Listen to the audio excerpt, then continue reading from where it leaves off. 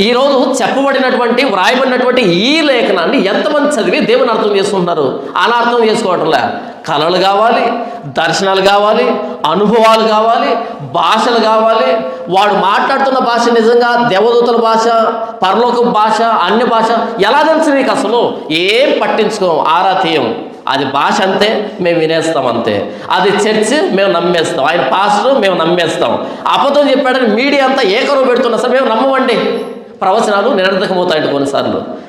ప్రవచనం నిరర్ధకం అంటే చెప్పబడిన ప్రవచనం నిరర్ధకం కాదు, జరగకుండా పోవడం కాదు. ప్రవచనం చెప్పాల్సిన అవసరం లేదు అని అర్థం. ఒక్కసారి మన చేతిలో సర్వసత్యం వచ్చిన తర్వాత ఇక ప్రవచనం చెప్పాల్సిన అవసరం ఏంటి? ఇందులో లేకుండా నీకు ఏదైనా ప్రవచనం వచ్చిందనుకో, దేవుడు అన్యాయస్తుడు కదా.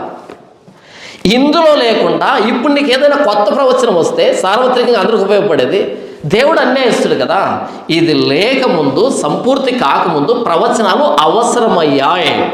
ఇది సంపూర్తి అయిన తర్వాత దీనికి మించినటువంటి ప్రవచనం వస్తే దేవుడు అన్యాయస్తుడు అవుతాడు. ఇందులో ఒకటి చేర్చకండి, ఒకటి తీసివేయకండి అంటే సంపూర్తి అయిపోయింది అని అర్థం.